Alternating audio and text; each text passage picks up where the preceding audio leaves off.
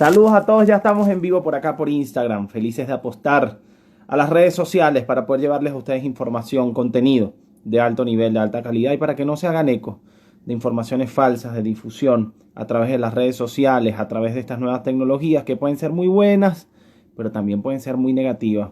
Yo en estos días catalogué las redes sociales como el antagonista de esta novela llamada periodismo.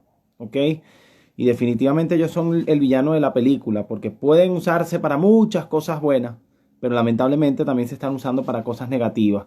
Ante la duda con respecto a una información, lo mejor es no transmitir la información, lo mejor es no hacerse eco de cosas que no están bien, de cosas que no están confirmadas, de cosas que no llegan desde una fuente confiable.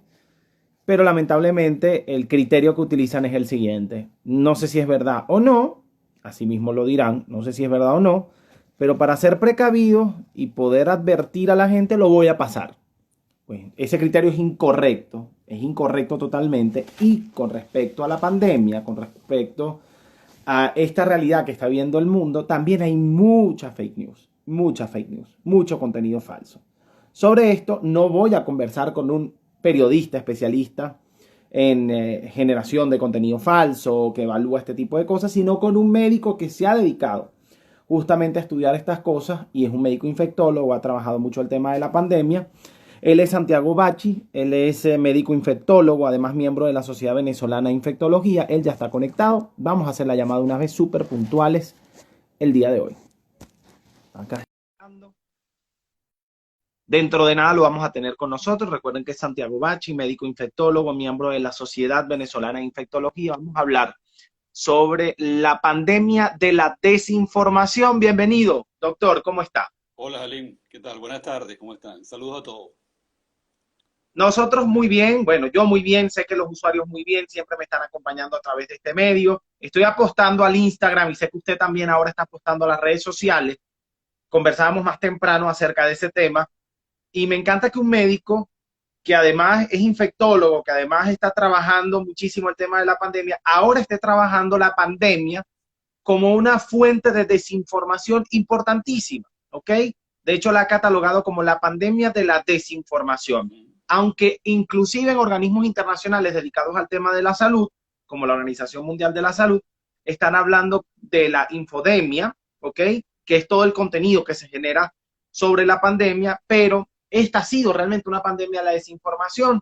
Yo, para dar preámbulo, quiero hablar sobre, por ejemplo, la gripe española, que fue una pandemia. Era difícil la desinformación en su momento porque las redes sociales no existían.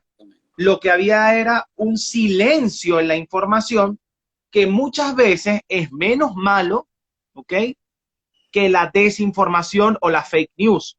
Es decir, cuando no manejas el contenido es mejor callar antes de generar contenido falso o alterar el contenido correcto. En aquel momento, por conveniencia de algunos gobiernos, participantes en la guerra decidieron no hablar de la gripe española.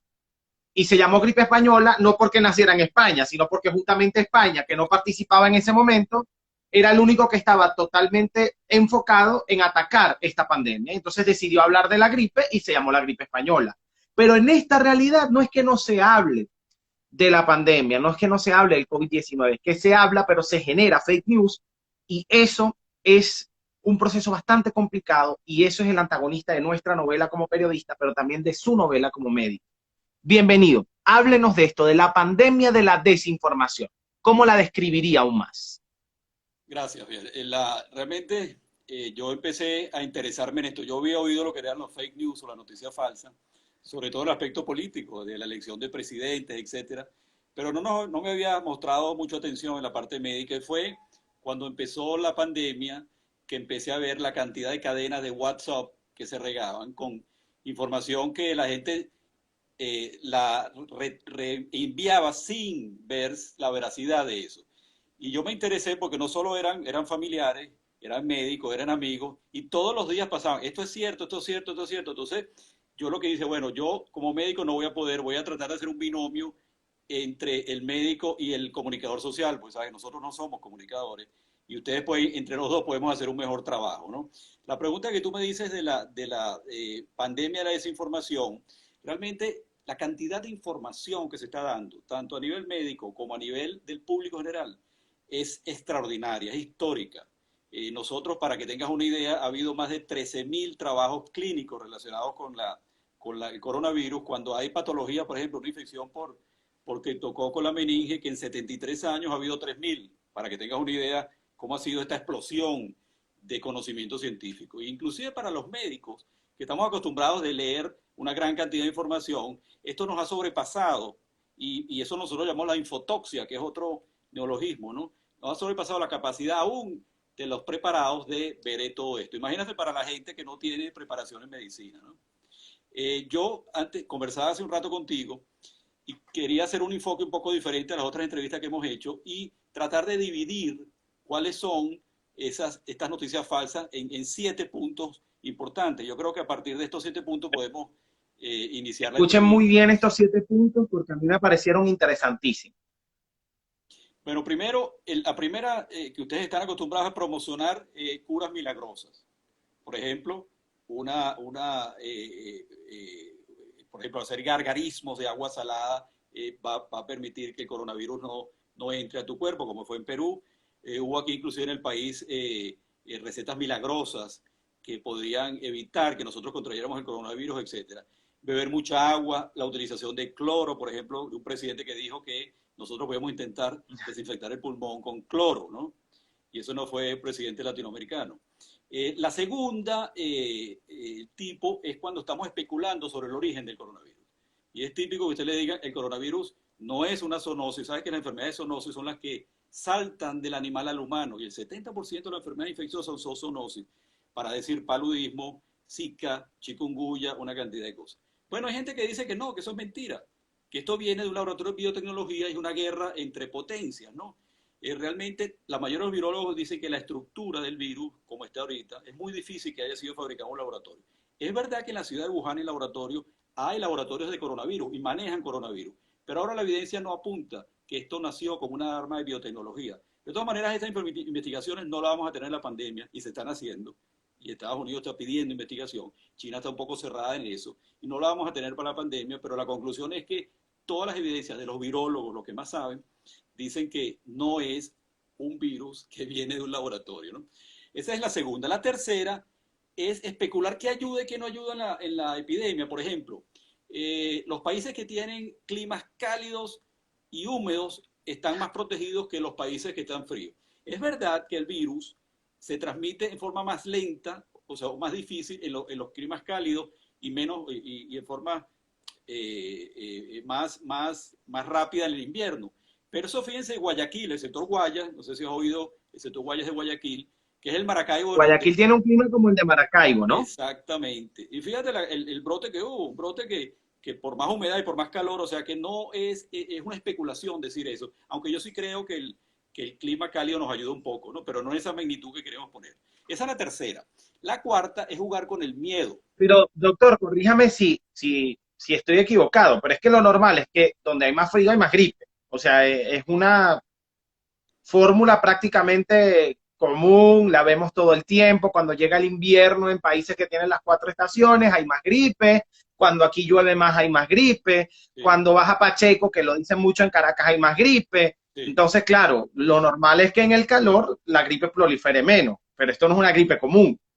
Esto no es una gripe, inclusive una de las noticias, un presidente latinoamericano Aunque Bolsonaro lo haya dicho, ¿no? y dijo que era una gripeseña, y estoy diciendo la pronunciación, no sé si yo no hablo portugués, pero una gripeseña, cuando que era algo muy parecido a lo que siempre nosotros todos teníamos, y todo se ha demostrado que no era una gripeseña, ¿no?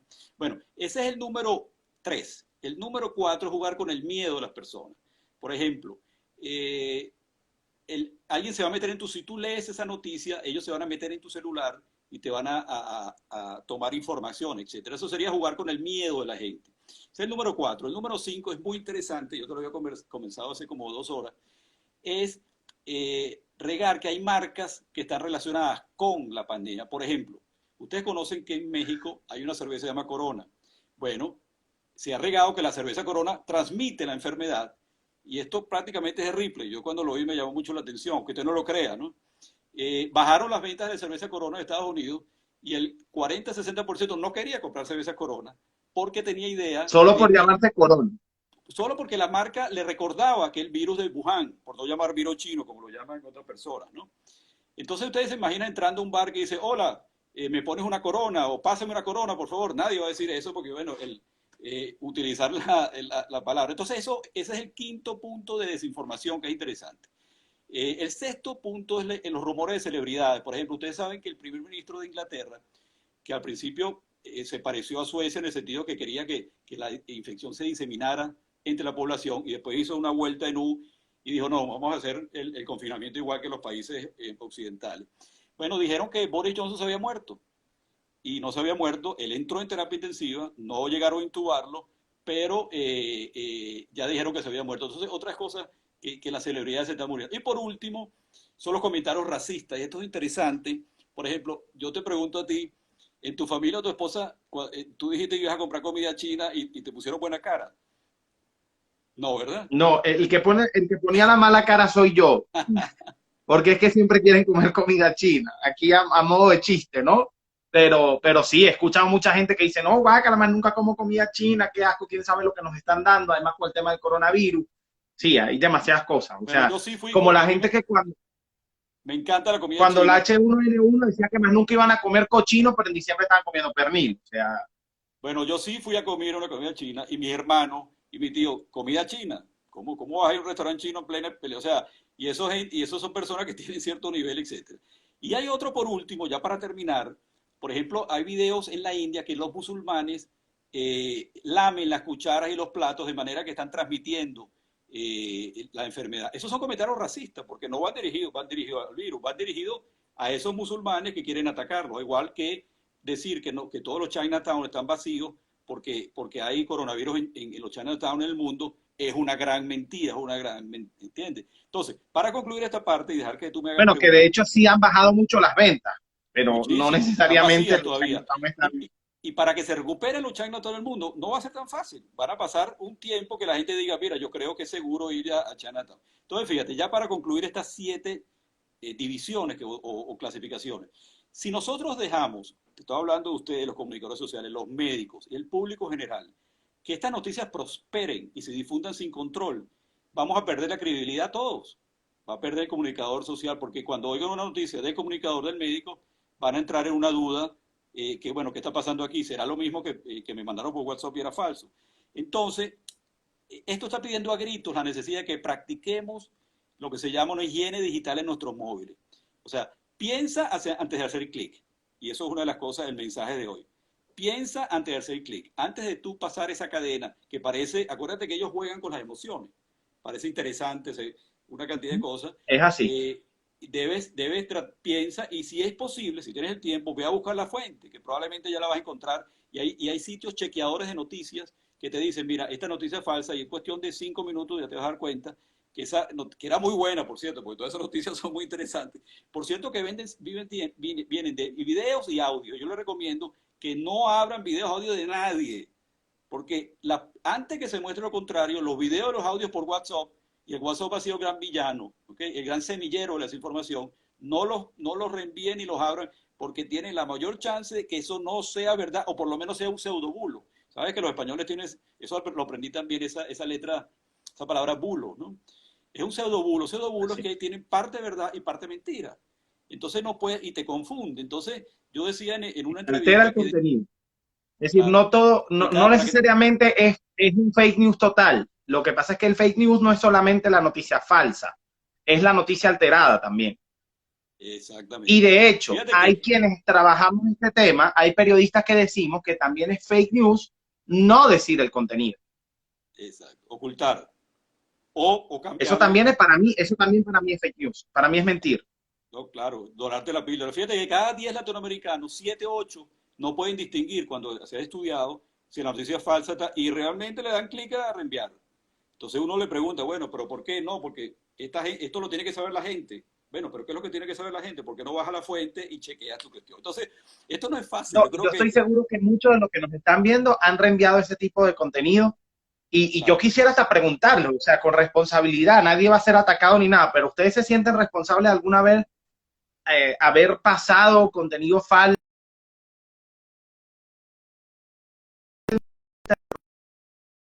un médico dentro de sus contactos, algún especialista en el tema, al que le pudieran preguntar, ¿alguna vez han pasado contenido sin verificar la fuente? ¿Alguna vez han pasado algún audio? ¿Alguna vez se han sentido responsables porque pasaron contenido falso? Confiéselo, eso es algo que le ha pasado a mucha gente. A mí me ha Y el pasado. llamado es a eso.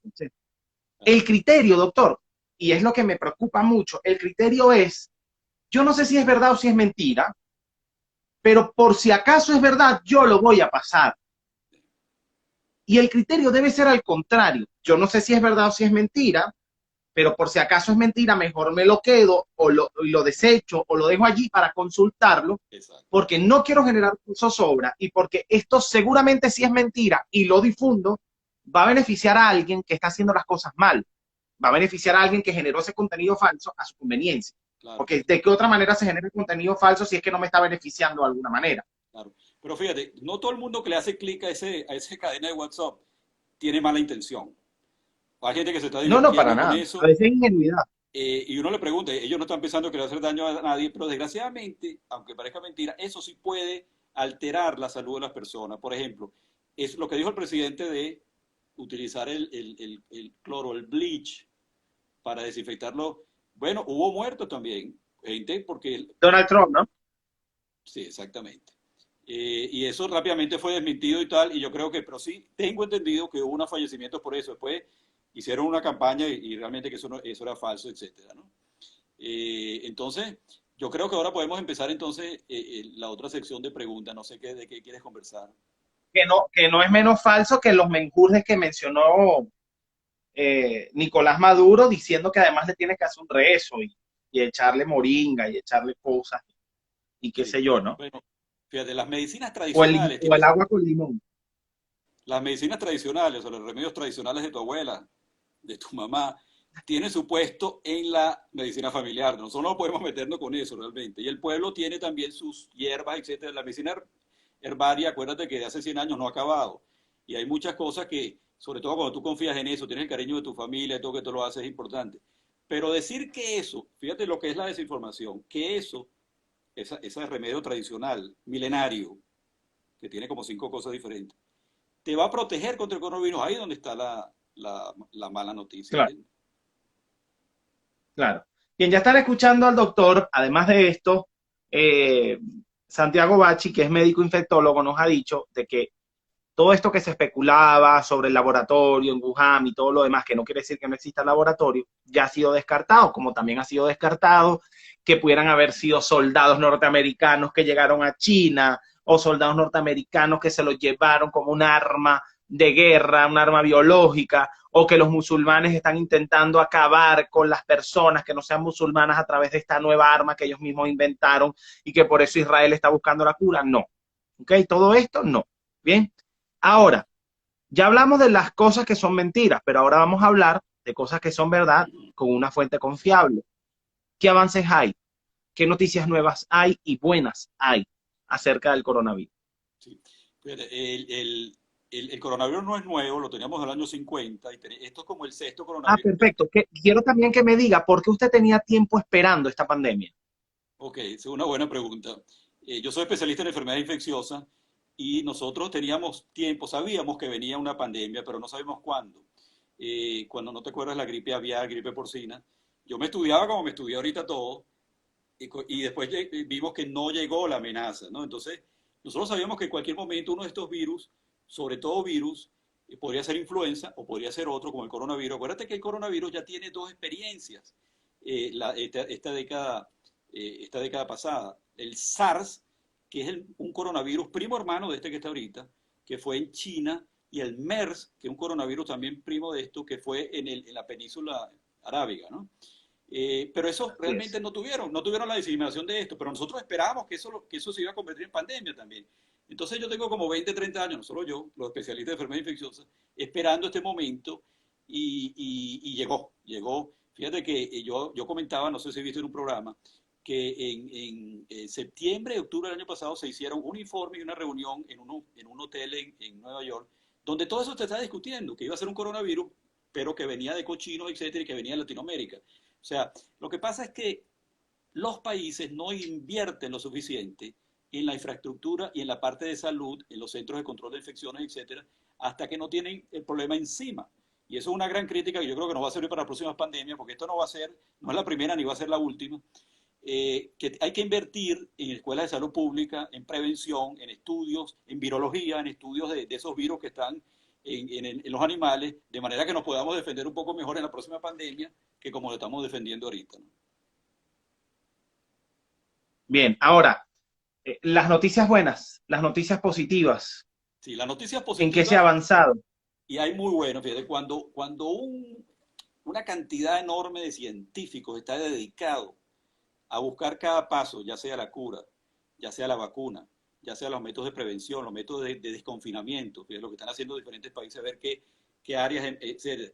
Cuando hay muchas mentes brillantes detrás de algo y hay dinero, ¿sabes? Que el engranaje es el dinero, aparecen muchas cosas buenas. Yo soy positivo que aquí va a haber grandes avances. Fíjate que yo comentaba que en la Segunda Guerra Mundial inventaron la penicilina, o por lo menos se produjo en forma industrial, los torpedos, una cantidad, bueno, fíjate que las industrias empezaron a fabricar y a innovar en guerra. Esto no es una guerra, pero tiene algunas características que pudieras comparar, ¿no?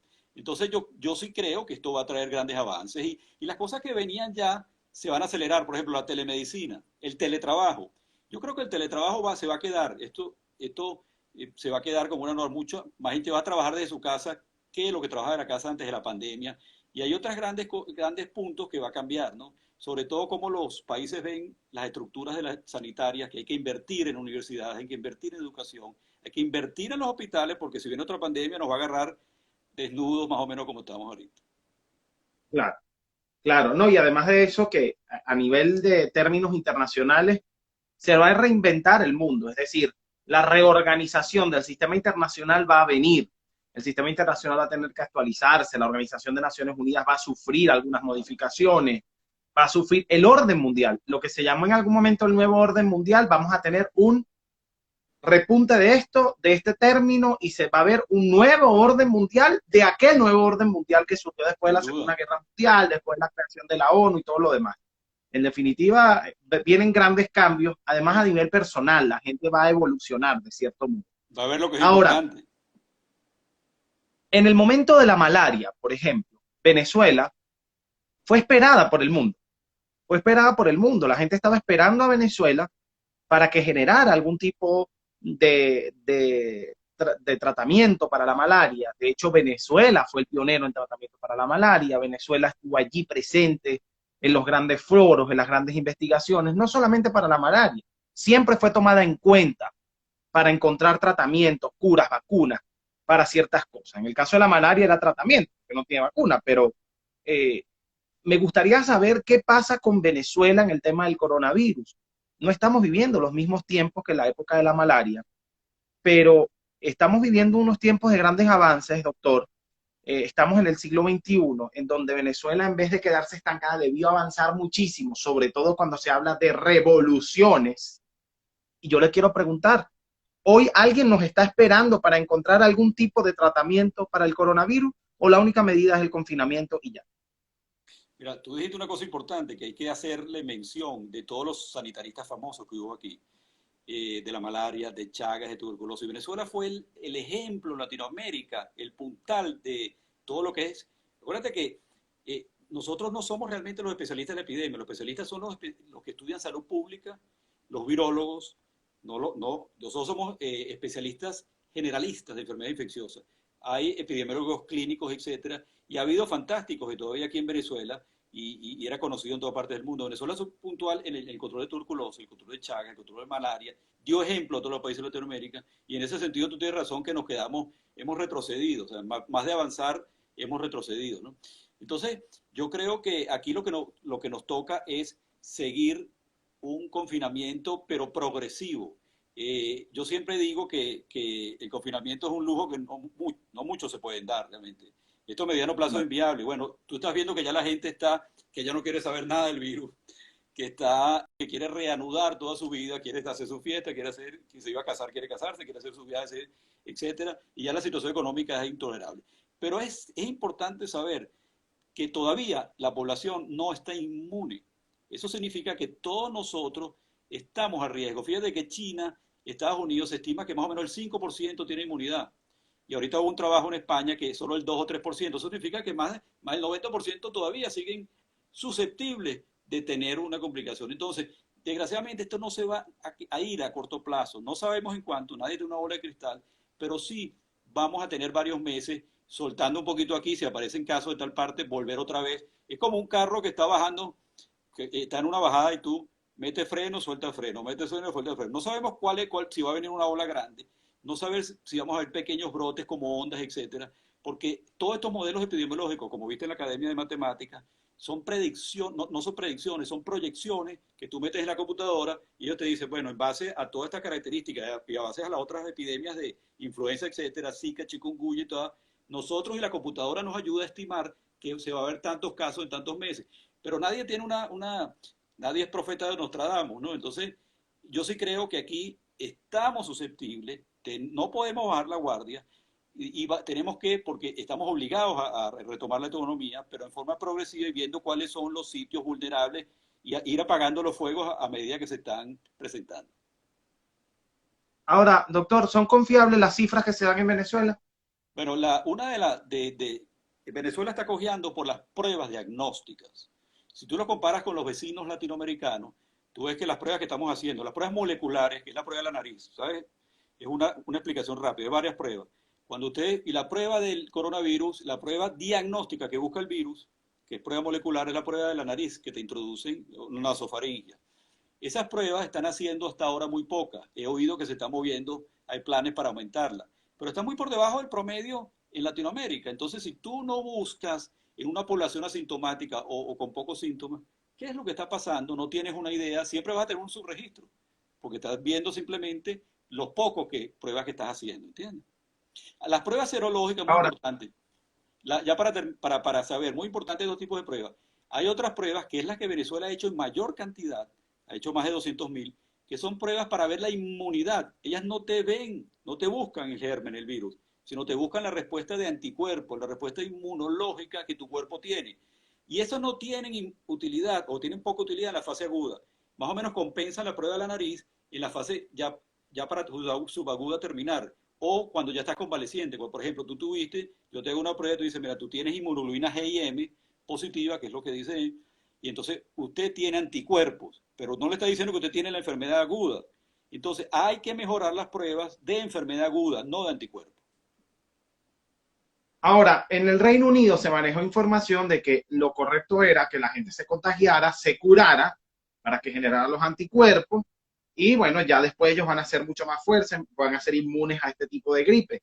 Yo le quiero preguntar, ¿esto es cierto? Cuando te da coronavirus y te cura, ¿tú generas la fuerza necesaria a nivel de anticuerpos para no volver a padecer coronavirus?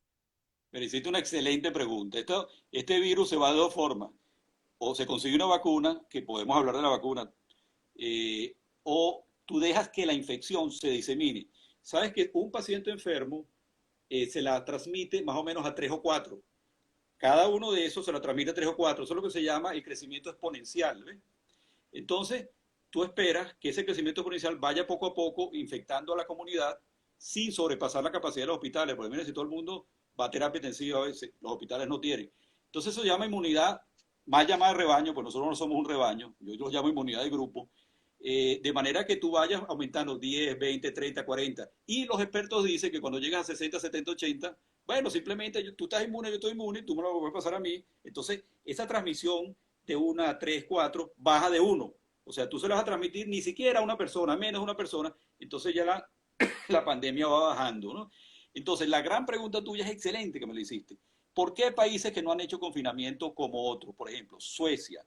Suecia no es que hizo un confinamiento, no fue tan libre, sino simplemente dejó que los niños de menos de 14 años fueran al colegio, restaurantes, etcétera, dejó abierto y todo. Y está pagando el precio por eso. La mortalidad en Suecia es 3 a 4 veces mayor por 100.000 habitantes que los vecinos escandinavos, que son Finlandia, Noruega, Dinamarca, etcétera, ¿no? Así. Entonces, todavía es muy precoz para decir si ese modelo sueco, vamos a medirlo dentro de un año, Funciona o no. funciona. O sea, se perdieron unas vidas, similar a los otros países, pero la economía no sufrió tanto, ¿entiendes? Y eso lo está haciendo más o menos Alemania, eso lo hizo, como te dije, Inglaterra, pero después dio una vuelta en U, etcétera. Pero para concluir tu pregunta, fíjate, ¿tú te imaginas que en Nueva York eh, no hubieran hecho confinamiento? ¿Te imaginas la cantidad? Si fue Y de por sí con el confinamiento exacto. fue uno de los Ahí está espacios el punto, ahí está más el afectados por punto. el coronavirus. Entonces tú me vas a decir, bueno, mira, no hagan confinamiento, entonces protegemos la economía, hay un cierto número de muertes, pero las alteraciones que da, o las consecuencias del paro de economía son malas, etcétera. Pero yo creo que es muy difícil. Mira, un artículo en New York Times dijo que este virus es muy caprichoso. Tú puedes decir, ¿por qué Venezuela no ha pasado nada? Bueno, pero es que el ejemplo del sudeste asiático. Fíjate, por ejemplo, Hong Kong, Vietnam, Bangkok, que están cerca de China, con unos miles de kilómetros y tienen pocos casos. Vietnam tiene 3 veces la población de Venezuela y tiene el mismo número de casos que Venezuela. ¿Cuál es la explicación de eso? Sí.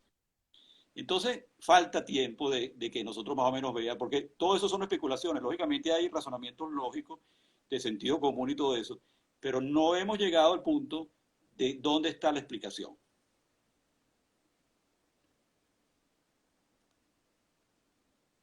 Los problemas de conexión. Doctor, Sí, ¿sigue allí? sí. Perfecto. Recuerden que conversamos con el doctor Santiago Bachi, él es médico infectólogo, además miembro de la Sociedad Venezolana de Infectología. Quiero agradecer, por supuesto, cada una de sus respuestas. La gente también tiene preguntas que hacer.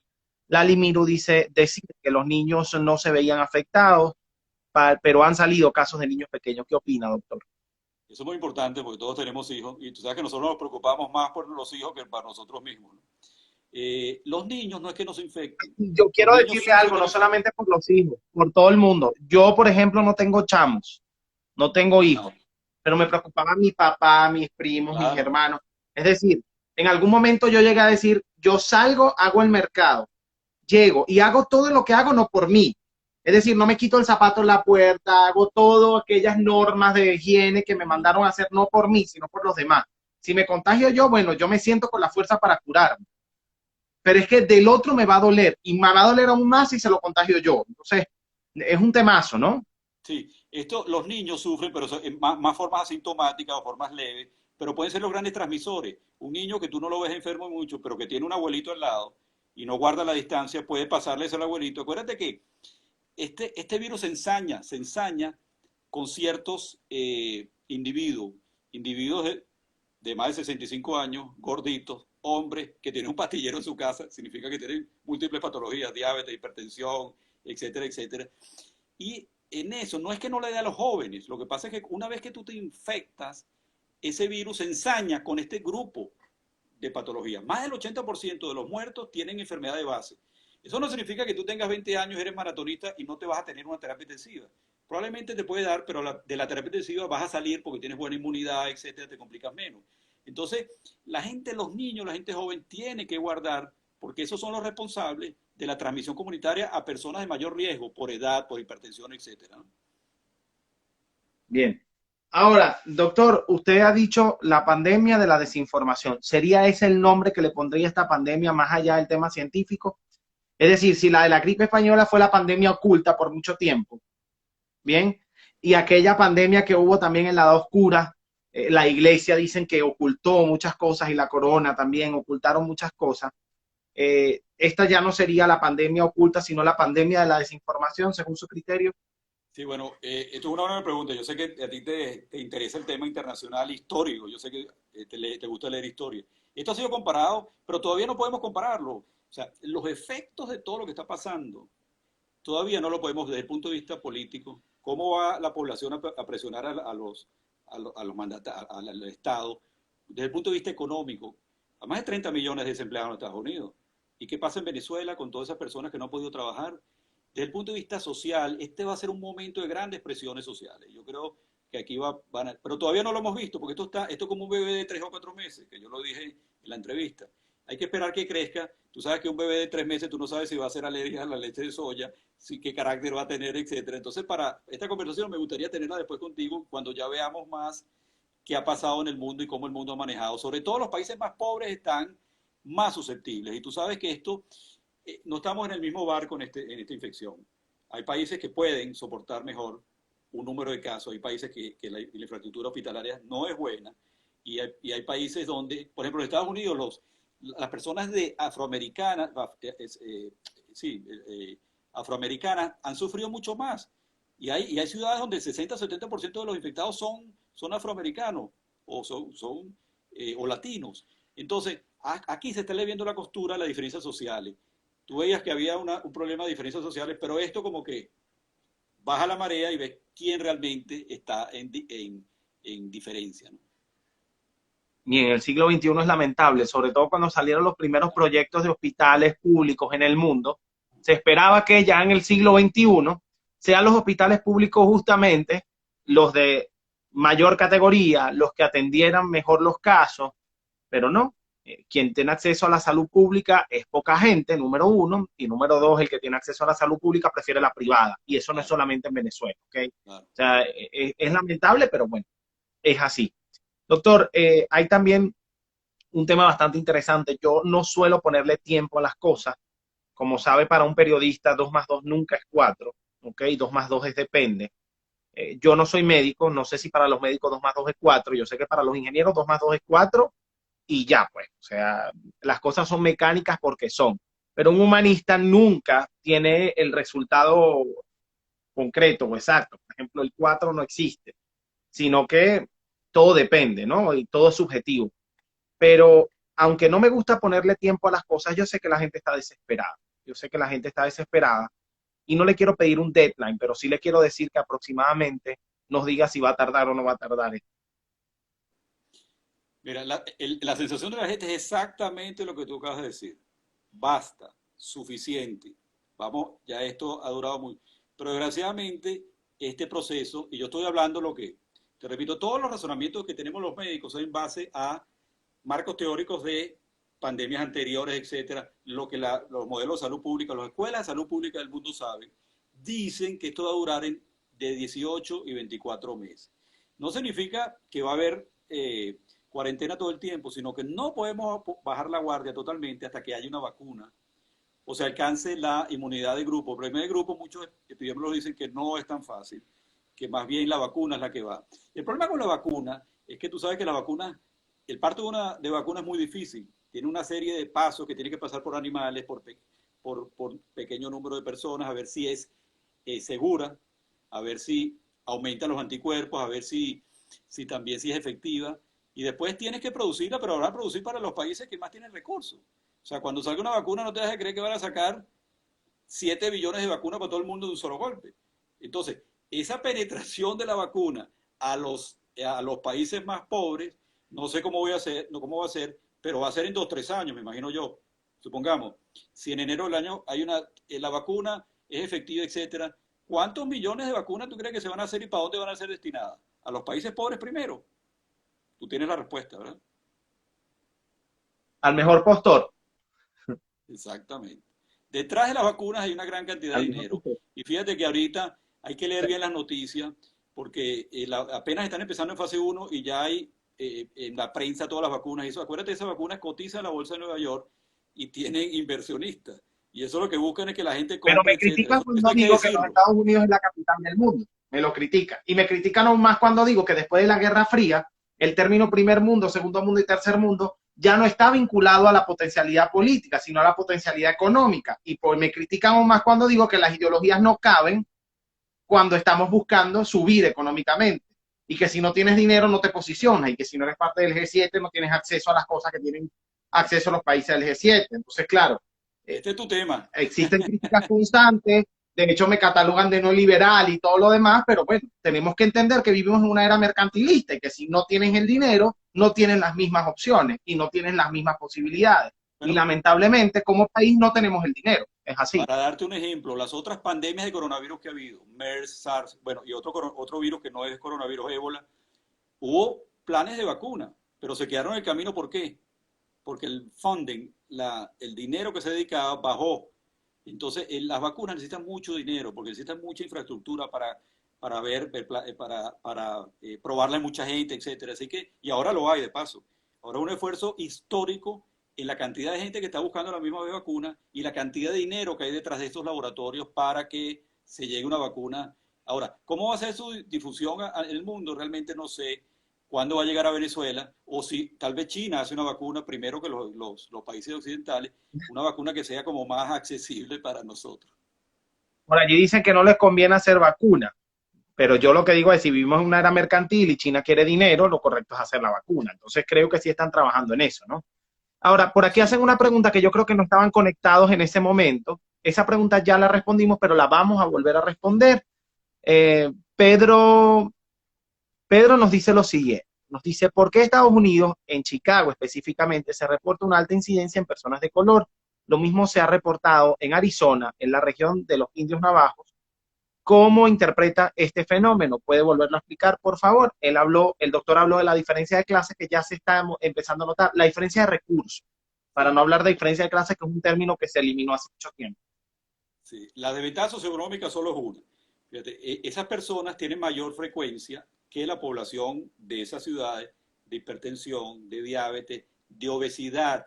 Acuérdate que la obesidad ha sido como un factor independiente de esto, de sedentarismo, etcétera, de mala alimentación. Eso ha sido una de las especulaciones que son otros factores, ¿no?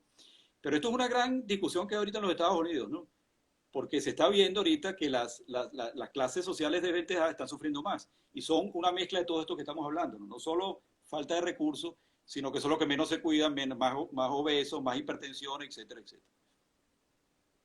No, y además que recuerden que en Estados Unidos tienes para escoger comida orgánica, comida no orgánica, comida tipo uno, tipo 2, tipo 3, tipo 4, tipo 5, tipo 10, y seguramente el nivel económico los ha obligado también a comer lo que realmente no es lo más correcto, lo más natural, porque es más económico. Entonces, claro, el nivel de la alimentación, el nivel de estrés al que están sometidos, porque suelen ser más trabajadores, suelen ser población obrera, suelen ser población que está expuesta a trabajo mucho más Conductores de duro, mucho más fuerte. autobuses, policías, ese tipo de cosas. Ahora, una cosa que te se me olvide, Están, también realmente otra de las razones es que Estados Unidos no tiene un servicio de salud universal. Tú sabes que todos los países del primer mundo, o no todos, la mayoría, tú vas a cualquier sitio en forma gratuita y te atienden. Estados Unidos no lo tiene, eso ha sido unas grandes discusiones en las campañas presidenciales. No tiene un sistema de salud universal. Entonces se ha visto que estas personas están desventajadas, no tienen seguros y tampoco pueden acceder, cuando tienen COVID, no pueden acceder al hospital con la facilidad que los que tienen seguro, ¿entiendes?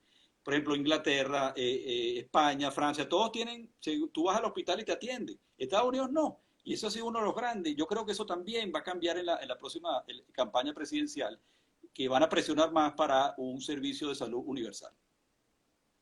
sí, y también que en su momento Obama lo criticaron mucho por el Obamacare, que hoy en día han extrañado. Yo la verdad nunca estuve de acuerdo como analista internacional con el Obamacare porque creo que estaba mal planteado y creo que tienen que plantearlo de mejor manera. No considero que no deban tener acceso, pero tienen que hacerlo de una manera más efectiva, porque en países como los nuestros, en donde prolifera el populismo cada vez más, la salud pública cada vez es peor. Y hay que estar claros de eso, porque se ha convertido en un motivo de campaña, en un motivo de populismo, porque ahora en Venezuela lo que existe es un resentimiento por el tema adquisitivo, por el poder adquisitivo, y entonces resulta que vas al hospital y no tienes acceso no porque no seas venezolano, no tienes acceso porque mi resentimiento no me lo permite, o sea, porque el guardia está en la puerta, porque te piden un estatus económico específico, o sea, hay muchas cosas que están ocurriendo y que han denunciado mucho a través de las redes sociales y los medios de comunicación.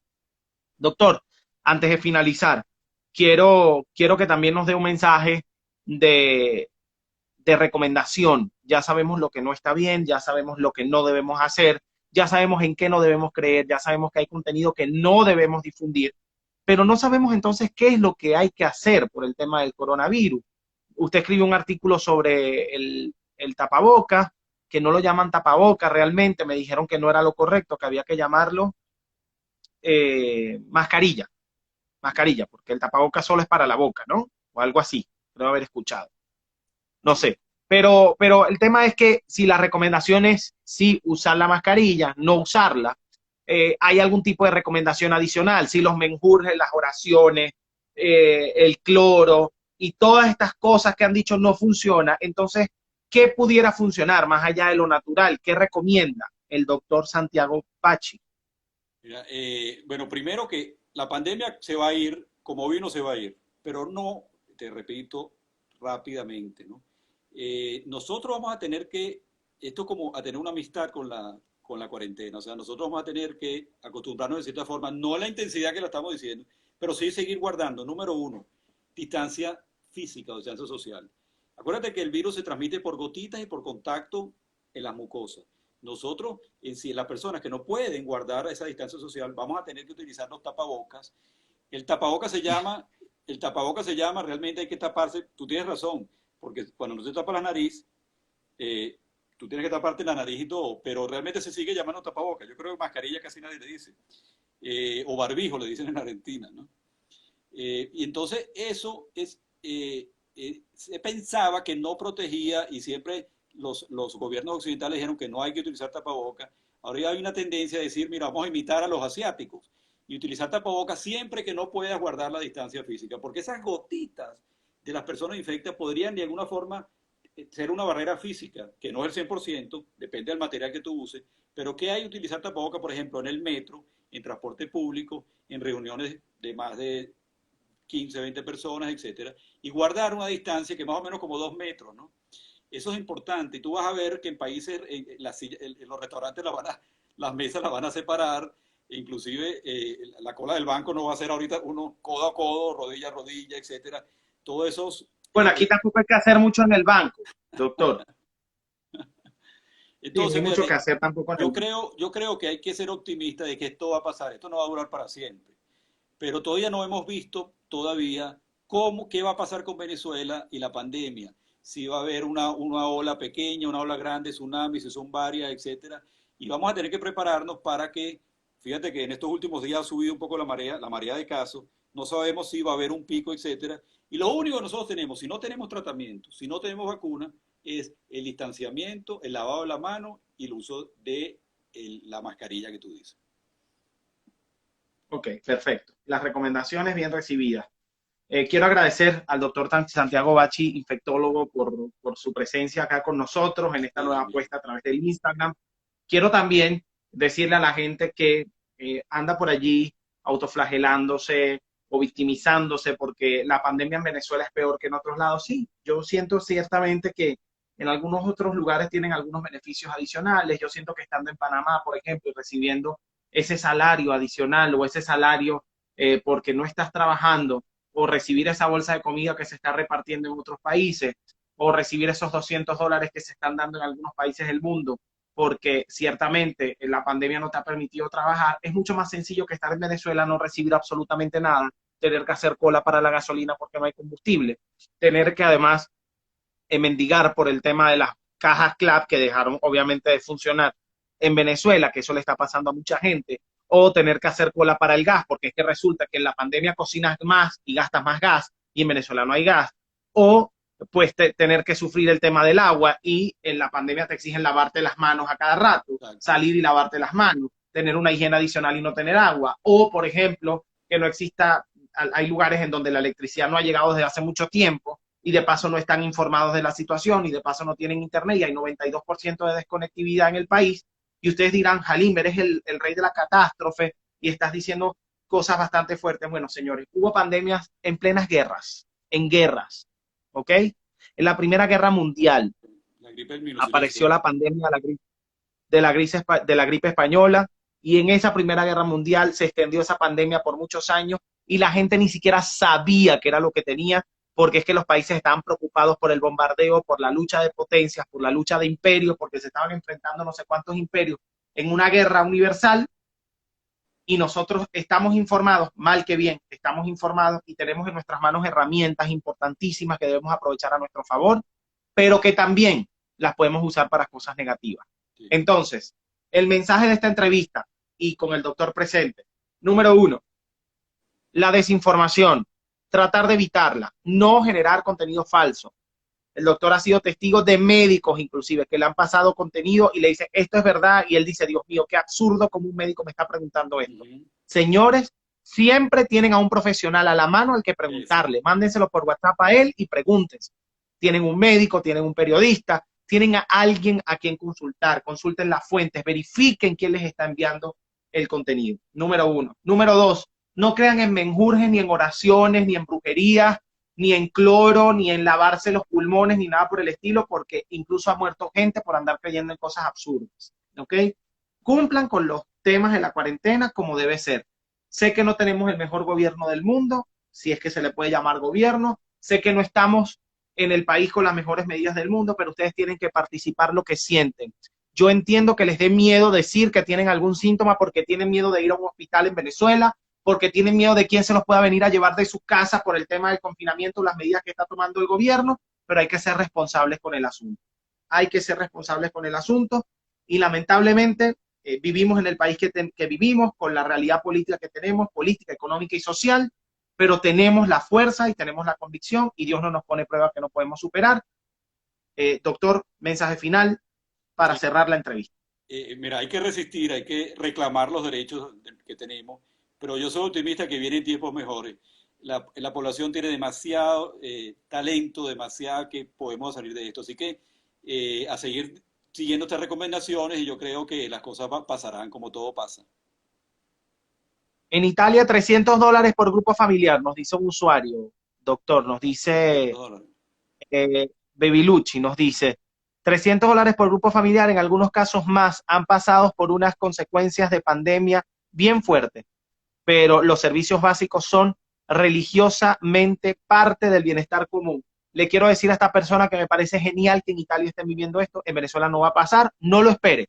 Parte del deadline de nuestra pandemia no contempla ni que los servicios públicos funcionen de forma inmediata bien, ni que reciba usted $200 en su casa, mientras este gobierno siga gobernando. Estas cosas no van a pasar y yo sé que el doctor no tiene por qué meterse en estos asuntos de política, pero yo soy periodista y me toca decir las cosas por la calle del medio, para eso me formé.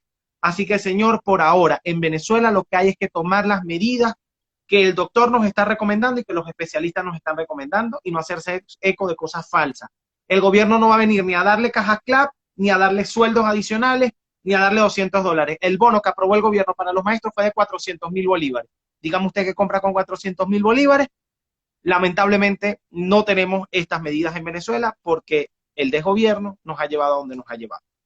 Quiero agradecerles a todos la participación, quiero agradecerle al doctor Santiago Bachi, quiero que lo sigan en redes sociales, increíble, todas las recomendaciones que nos ha dado, en Twitter, en Instagram también está haciendo sus recomendaciones. Quiero felicitarlo también por unirse a estas nuevas tendencias, a trabajar en las redes sociales. Yo sé que usted no pretende ser un doctor influencer o un médico influencer, pero sabe que es el momento de usar las redes sociales para algo positivo. Ha llegado el momento de que usted pueda dar su aporte a la sociedad venezolana y al mundo desde sus conocimientos. Tenemos los mejores médicos en Venezuela, lamentablemente no tenemos el mejor sistema para que estos médicos puedan desarrollarse y darse a conocer como en algún momento lo hicieron con la malaria y otros episodios fuertes que vivió la sociedad.